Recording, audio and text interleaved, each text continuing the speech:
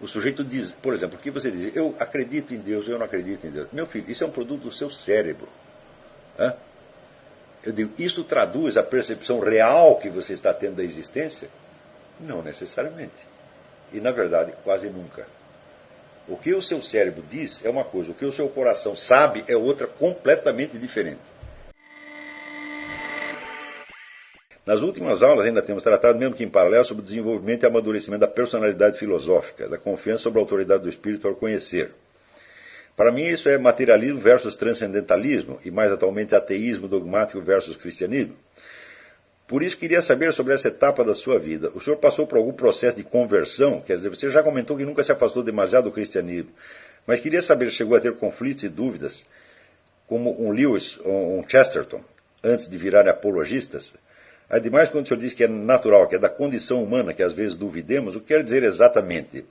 De que dúvida falamos? O senhor se refere a duvidar de coisas como, por exemplo, a infalibilidade papal, simplesmente, ou sobre, às vezes, chegamos mesmo a duvidar do próprio Deus e da autenticidade de seu filho?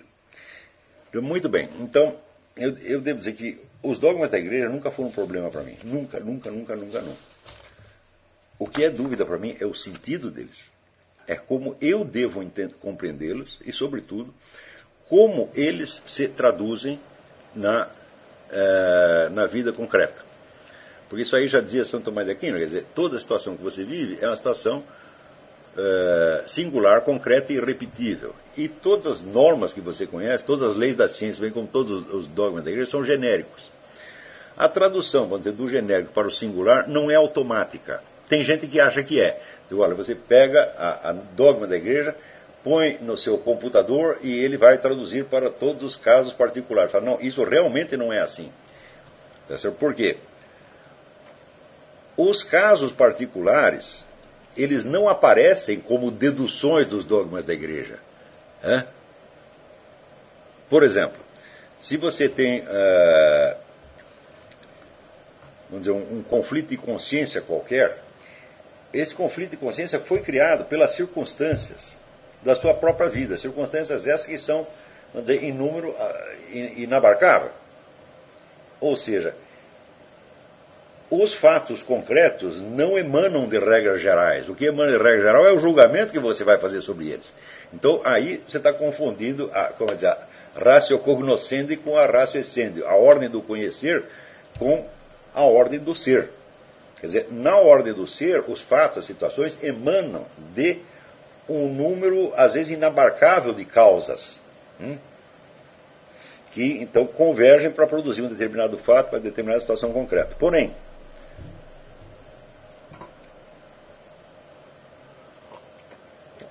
a aplicação entre dos dogmas da igreja, a compreensão da situação e a dedução da atitude que você deve tomar, esta sim vai do geral para o particular. Então,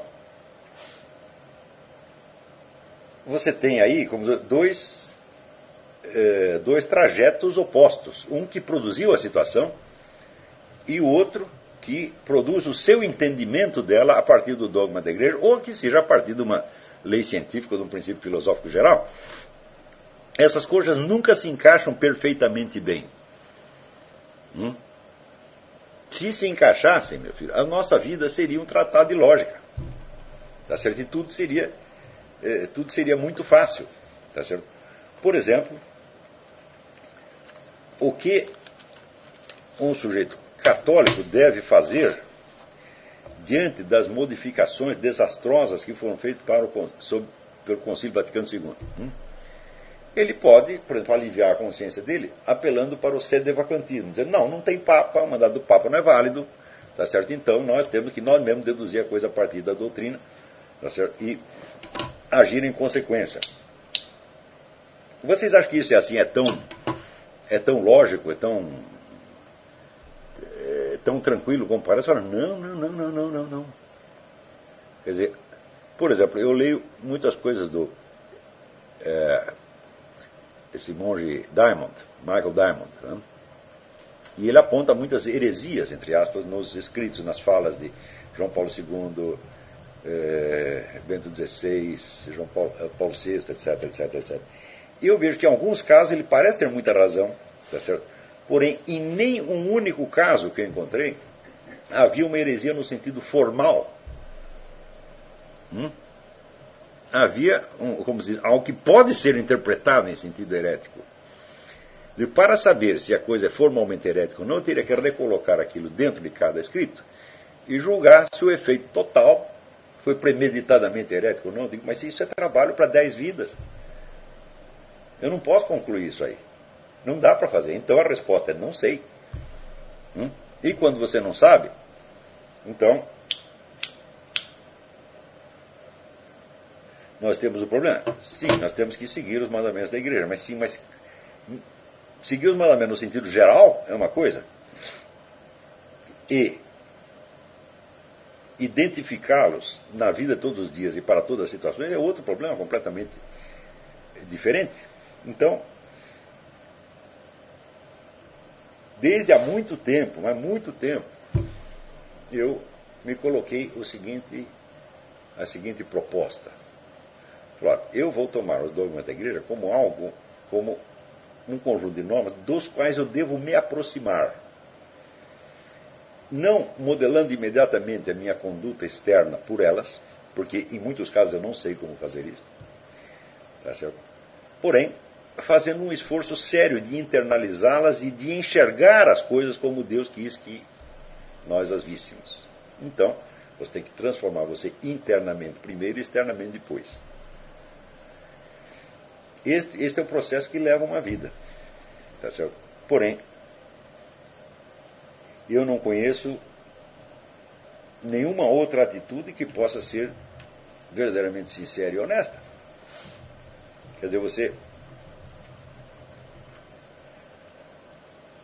simplesmente abster-se de fazer certas coisas, é claro que não é o suficiente. Quando você veja aqui, nos 10 mandamentos há uma série de mandamentos que são proibições. Não faça isso, não faça aquilo, não faça aquilo. Bom, isso aí parece relativamente fácil. Porém, não esqueçam o seguinte, que Jesus diz que tudo isso depende dos 2 primeiros mandamentos. E dos 2 primeiros mandamentos, nenhum é restritivo, nenhum é uma proibição. É um mandamento positivo. Faça determinada coisa. Ama a Deus sobre todas as coisas e ama teu próximo como a ti mesmo. Então significa que os outros 8 mandamentos devem ser interpretados em função desse. Então você tem 8 proibições, né, que são baseadas em 2 mandamentos positivos. Se você obedecer às 8 proibições, mas não for no espírito dos 2 primeiros, você errou tudo. Então faz também muito tempo que eu percebi isso. Falei, mas todo o problema é este.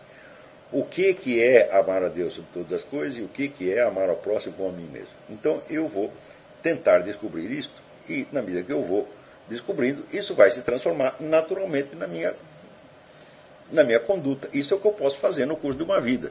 Né? Eu não sei que outra coisa eu poderia fazer. Tá certo? Então, eu nunca passei por um processo de conversão, nem sei o que é isso. Tá? Eu não acredito que as nossas crenças pessoais, as nossas ideias pessoais tenham a mais mínima importância nesse aspecto. Né? O sujeito diz, por exemplo, o que você diz? Eu acredito em Deus, eu não acredito em Deus. Meu filho, isso é um produto do seu cérebro. Né? Eu digo, isso traduz a percepção real que você está tendo da existência? Não necessariamente. E, na verdade, quase nunca.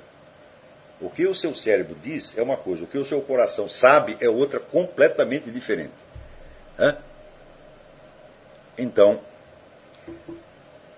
nas aulas anteriores eu mostrei para você que se não existe pelo menos uma vaga consciência de imortalidade, tá certo? Você está fora desta coisa inteira. Tá certo? E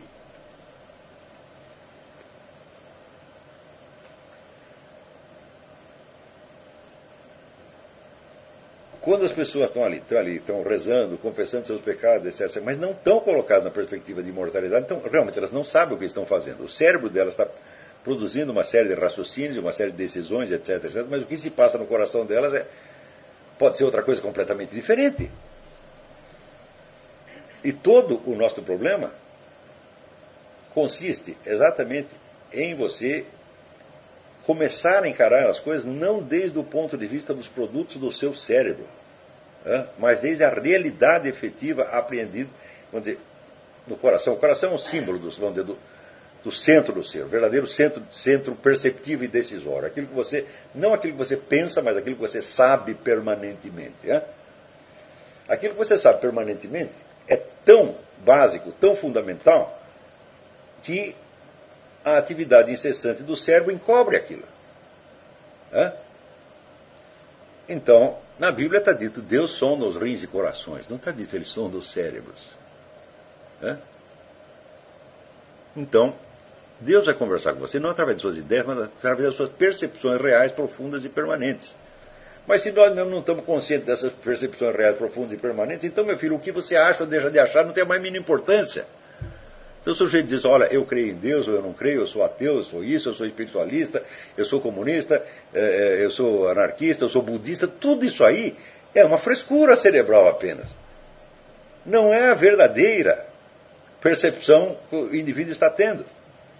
Então, não adianta nada ficar discutindo a crença do outro, se essa crença é uma superficialidade cerebral que saiu da massa cinzenta dele num certo momento e vai desaparecer na outra. Isso é tudo perda de tempo.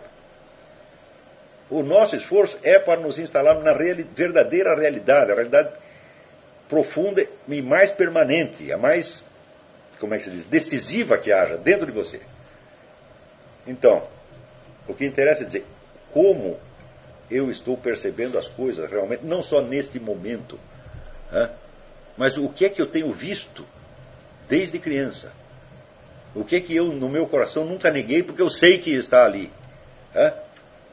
Então, por exemplo, algum de vocês jamais duvidou que você fosse você mesmo? Digo, não sou eu sou o Zezinho. Eu digo, se você fizer isso, você vai ser internado. Da onde você tirou esta confiança inabalável na permanência do seu ser? Você pode averiguar, todas as suas sensações, elas não fundamentam isso. Toda a sua atividade cerebral não fundamenta isso. E se você investigar mais profundamente a estrutura da percepção, você vai ver que isso, na realidade, é impossível. Por exemplo, cada um de vocês está convencido de que você é uma individualidade única e insubstituível. Não pode trocar você por outro. Você sabe isso não só a respeito de você mesmo, como você sabe da sua namorada, do seu irmão, sua mãe, sua avó, sua tia, todo mundo. Né? Eu digo, onde está essa percepção de individualidade? Conceptualmente, não pode ser. Né? Para a razão, para o pensamento racional, só existem categorias genéricas. Então são os sentidos. Você está muito enganado. Né? Os sentidos, por si mesmos, eles só percebem qualidades gerais. Formas, sons, cores, medidas, gostos, etc, etc. Você não percebe nada de singular. Eu digo, meu Deus do céu, mas se nós não pegamos a singularidade nem pela razão e nem pelos sentidos, da onde que nós a pegamos então? E, no entanto, é fácil você perceber que sem a percepção de singularidade, nós viveríamos no mundo da lua. Nós estaríamos completamente perdidos no tempo e no espaço. Então, é forçoso reconhecer que por baixo da sua atividade racional e da sua atividade perceptiva, existe um conhecimento mais profundo e permanente que lhe dá a verdadeira realidade das coisas. E que se utiliza, vamos dizer, das sensações e da razão, mais como um instrumento de comunicação do que como um instrumento de conhecimento. Então, esta consciência de individualidade profunda e permanente é o que eu me refiro como senso de imortalidade. E é por isso que eu digo que este é, vamos dizer, o princípio da filosofia. Você vê que em Sócrates e Platão, vamos dizer, a prioridade da consciência de alma imortal sobre tudo mais é a coisa mais óbvia do mundo. Então, tudo mais eles podem questionar, mas isto não. Por quê? Porque é ali que eles se instalam para poder questionar tudo mais. Quem questiona o resto, eu digo, é a alma imortal. Está entendendo? Então, eu posso dizer que eu tinha esta percepção muito antes de que eu conseguisse, vamos dizer, transmutá-la em discurso, até para mim mesmo. Eu não tinha isso nem como discurso, nem como imagem, mas estava lá. Por quê? Porque isto é eu. Está entendendo? Então, quando muitas aulas atrás, eu falei da percepção de fato concreto, eu estou me referindo à mesma coisa. Ora, quem é que não sabe, vamos dizer, que um fato concreto só acontece num determinado momento do tempo e do espaço, é irrepetível, tá certo? Pode ser imitado, mas não repetido, e se compõe de uma série da convergência de um número indeterminado, praticamente ilimitado de processos causais, alguns essenciais, outros acidentais. Quem não sabe disso? Todo mundo sabe. Uma vez que você conseguiu transmutar isso em palavras, todo mundo percebe, claro que é assim. Se eu pego, vamos dizer, o fato mais simples, olha, o gato miou. Eu digo, bom, muito bem, agora você vai recompor todas as linhas causais que fizeram com que este gato miasse precisamente agora. Você vê, então, em primeiro lugar, o gato precisa existir. Em segundo lugar, ele precisa ser um gato. Então, o que trouxe esse gato à existência? O que fez que ele fosse um gato? Pronto, já está aí um enigma que você não consegue resolver. Então, nós somos capazes de perceber fatos concretos, mas nós não somos jamais capazes de recompor o orbe inteiro dos processos causais que o determinaram. Então, nós sabemos algo com certeza absoluta. E, ao mesmo tempo, não podemos dar nenhuma prova disso. Por quê? Porque todas as provas se fundamentariam na própria consciência de fato concreto que você tem. Você não pode provar que um fato concreto é um fato concreto, porque todas as provas se baseariam nisso. Aliás, qualquer outra prova de qualquer outra coisa também se basearia nisso. Se você não tem capacidade de perceber fatos concretos, então as provas que você possa apresentar do que quer que seja serão sempre provas hipotéticas. Como um computador pode formar, vamos dizer, cadeias demonstrativas enormes, mas são todas hipotéticas. O computador não pode dizer se algo aconteceu ou não aconteceu. Por quê? Porque ele não tem individualidade. Então você vê que essa consciência de alma imortal, ela está no centro do ser humano. E ela se identifica com a consciência de individualidade. E ela não pode ser conhecida por nenhum outro meio a não ser ela mesma. Entendeu? Então, destas coisas, de certo modo, eu sempre soube. Tá certo? Claro que teve momentos em que o meu pensamento tomava outra direção. Mas quando tomava outra direção, é claro que eu estava perdido no espaço. E o que mais me impressiona, vamos dizer, na minha história pessoal, é a minha capacidade de ficar perdido no espaço. É a capacidade de pensar coisas que não tem absolutamente nada a ver com a realidade concreta e nas quais a gente perde um tempo enorme. É impressionante o desperdício de massa cinzenta que tem aí. Quer dizer, quando o cérebro todo deveria ser posto a serviço do senso da realidade concreta a todo momento. Tá certo? No entanto, quando você entra numa faculdade de filosofia, vamos supor que seja uma faculdade muito boa, eles vão te treinar só em discutir questões hipotéticas. Por exemplo, tem livre-arbítrio ou determinismo, né? E questões desse tipo, que são questões hipotéticas. Se você se instala mesmo no senso da realidade concreta, essas perguntas não surgem. Elas simplesmente não surgem porque elas só são problemas do ponto de vista da comunicação verbal humana.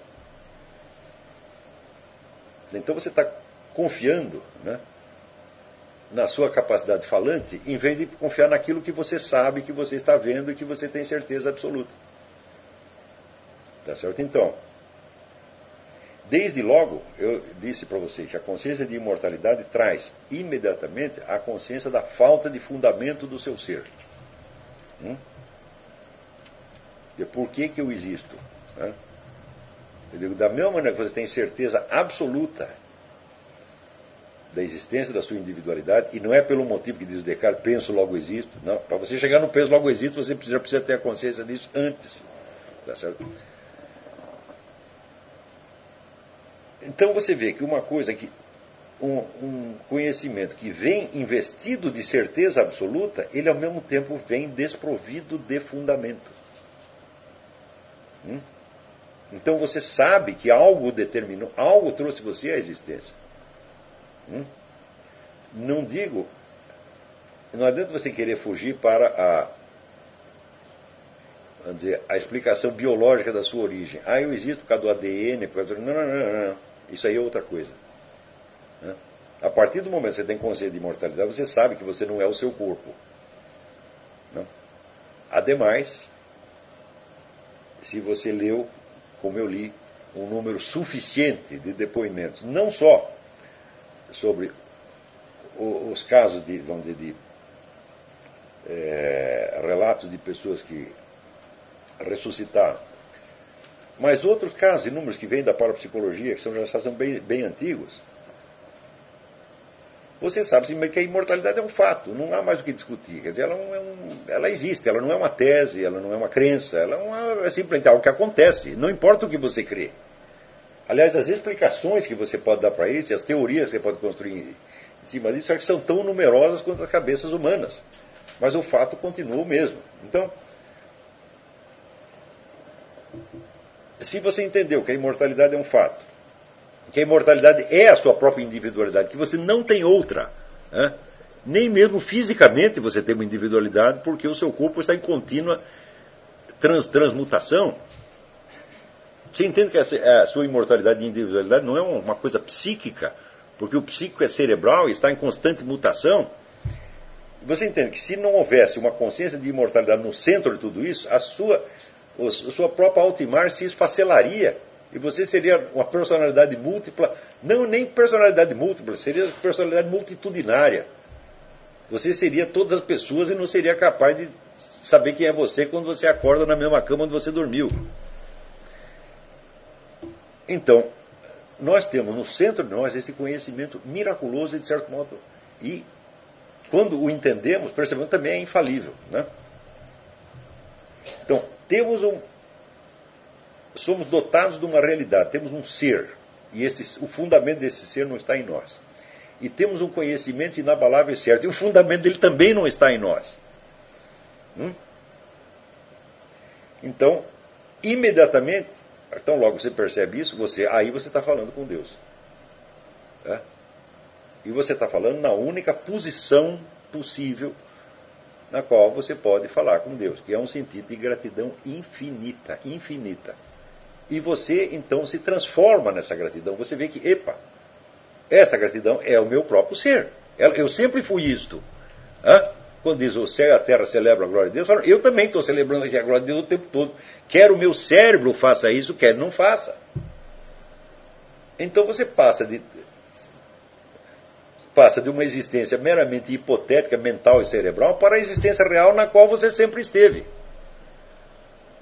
E quando você descobre isso, tem um efeito imediato que isso tem para os estudantes de filosofia. Você para de tentar encontrar respostas para as perguntas filosóficas no seu raciocínio. E você espera que a evidência apareça perante a sua alma imortal como um componente dela própria. Está entendendo? Por isso é que fazer muita pergunta idiotiza. Tem o ditado russo que diz: um só idiota pode fazer 60 vezes mais perguntas do que 60 sábios conseguiriam responder. Tá certo? Então, não se trata de fazer perguntas, trata de adotar uma atitude de aceitação, vamos dizer, de contemplação da realidade, da sua própria realidade e da realidade em torno. Então, vamos dizer, é esta transmutação que pode fazer do idiota um grande filósofo. Um grande filósofo não é Platão já dizia, um grande filósofo não é um pensador, ele é um amante do espetáculo da verdade. Aliás, teve até aquela discussão do Paulo Giraldelli, que dizia, não, os filósofos não são amantes de espetáculos. Daí eu mostrei o texto grego para ele, e mesmo assim continua teimando. Tá bom. Fui vencido. Quer dizer, a absoluta inépcia do adversário é invencível, então eu fui vencido. Ele não pode entender o texto, então o que mais posso fazer? Então, Isso é a mesma coisa que você chegar num país, lá dar uma nota de $100, mas o cara não sabe ler o número 100, pô, ele não vai aceitar os seus $100. Venceu a briga. Então, o filósofo é um amante do espetáculo da verdade, é um contemplador. Tá certo?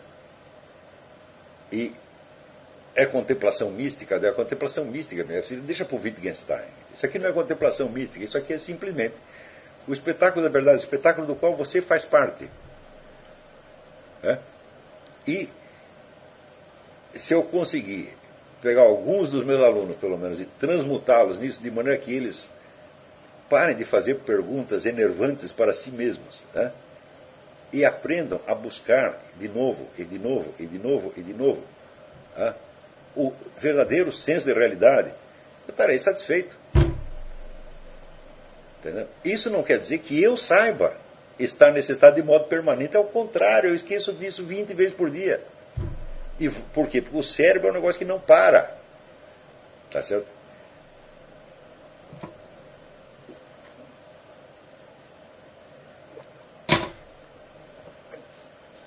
E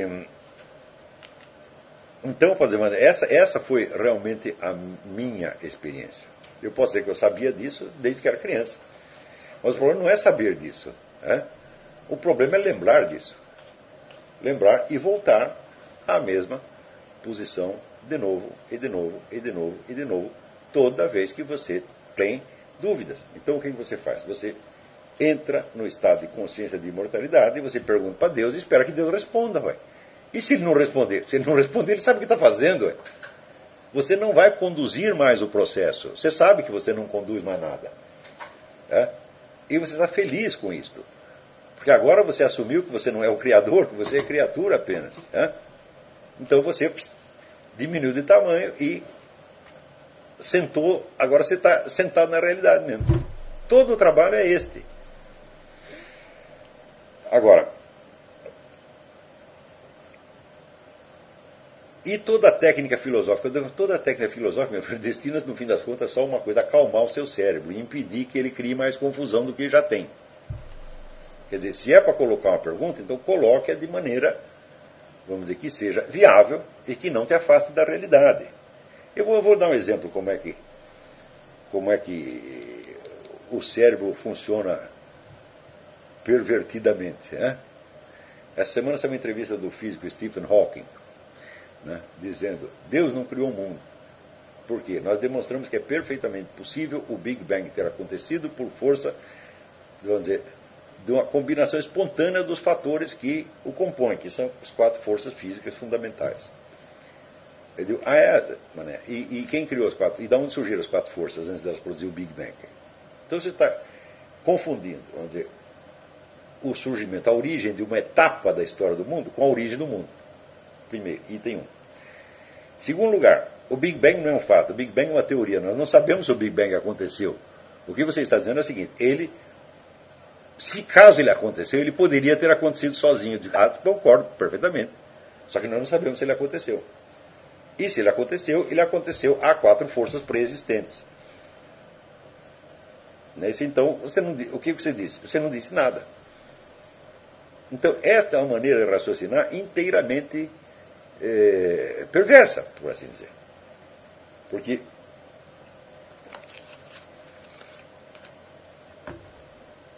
quando nós falamos do mundo que Deus criou, nós estamos nos referindo ao mundo real. Ao mundo real com tudo aquilo que o compõe. Tá certo? Então, este é o mesmo mundo da física? Não. Especialmente o mundo da física quântica. Bom, eles sabem que tem certas partículas, que as partículas parecem fazer isso, parecem fazer aquilo, e dá para você medir e prever o que elas vão fazer. Agora, qual é o estatuto ontológico dessas partículas? Ninguém sabe. Agora estou relendo o livro do Wolfgang Schmidt, O Enigma Quântico, que foi traduzido, ela é muito bem traduzido por um aluno nosso, o Rafael de Paula, ao qual estamos todos gratíssimos por isso. E você vê que os físicos sabem muita coisa a respeito das partículas, só não sabem o que elas são. Então, isso quer dizer que o mundo da física não é o mundo real. Ele é um aspecto da realidade cujo estatuto no conjunto do real você não sabe. Então, vamos supor que você consiga até demonstrar a origem dessas partículas. Você demonstrou a origem do mundo, fala de jeito nenhum. Agora, viram, por que tantos físicos escrevem livros sobre filosofia, teologia, metafísica, etc, etc? Se eles escrevem tanto sobre isso, é precisamente porque eles estão incertos quanto ao estatuto de realidade do seu objeto de estudo. Então isso quer dizer que nada que a física descubra nos dirá absolutamente nada sobre a origem do mundo real. Nunca nada. Agora, como é que o homem não sabe disso? Ele não sabe por quê? Porque é um cara que está impressionado com o seu próprio cérebro, com os produtos do seu próprio cérebro, ganha um dinheirão com isso. Tá certo? E já não sabe mais distinguir o que é um produto cerebral do que é ciência de realidade.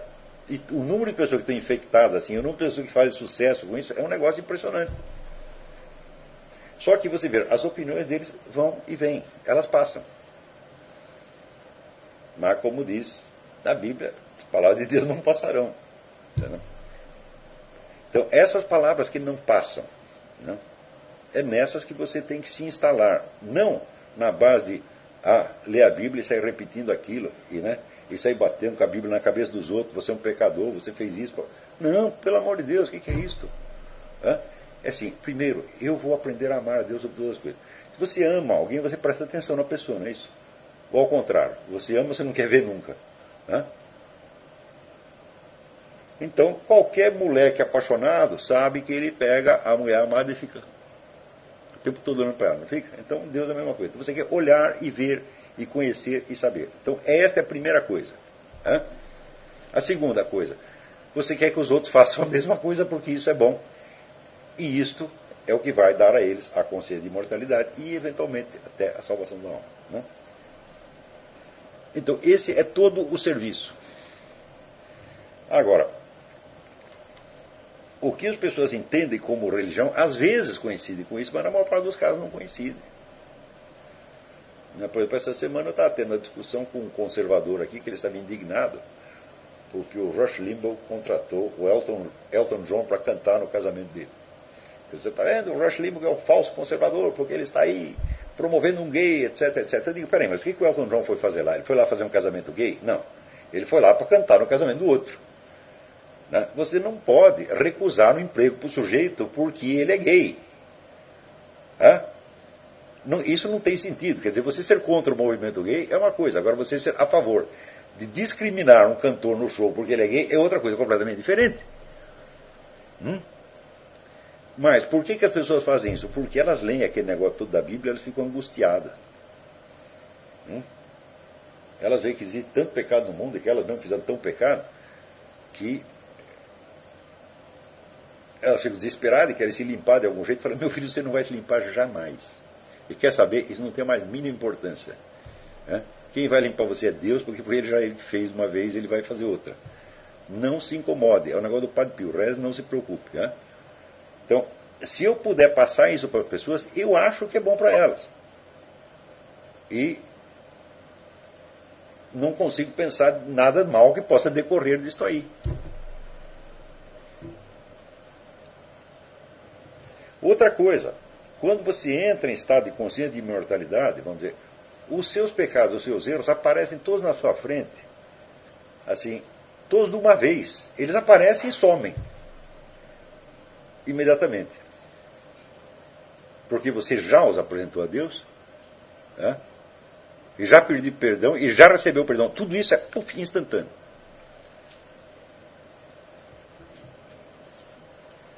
Então, para que se preocupar com isso? Agora, quando você pergunta das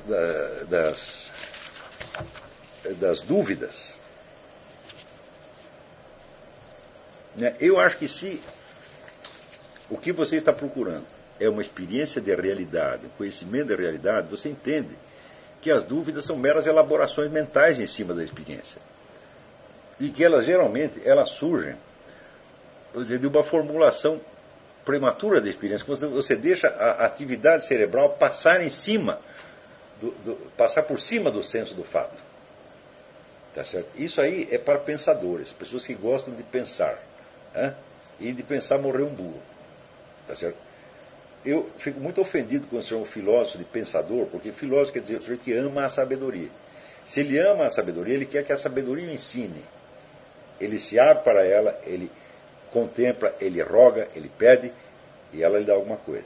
Agora, se você quer pensar, então você quer você mesmo ensinar você mesmo. Está entendendo? E é claro que o número das perguntas que se pode fazer é infinito. E a maior parte do ensino de filosofia no mundo trata de ficar só elaborando essas perguntas. Quando você adota a posição existencial certa, você vê que muitas vezes essas perguntas não são nada complicadas. Elas são muito fáceis, desde que você não queira produzir uma resposta com a sua própria cabeça. Desde que você simplesmente aceite a realidade como ela vem. Né?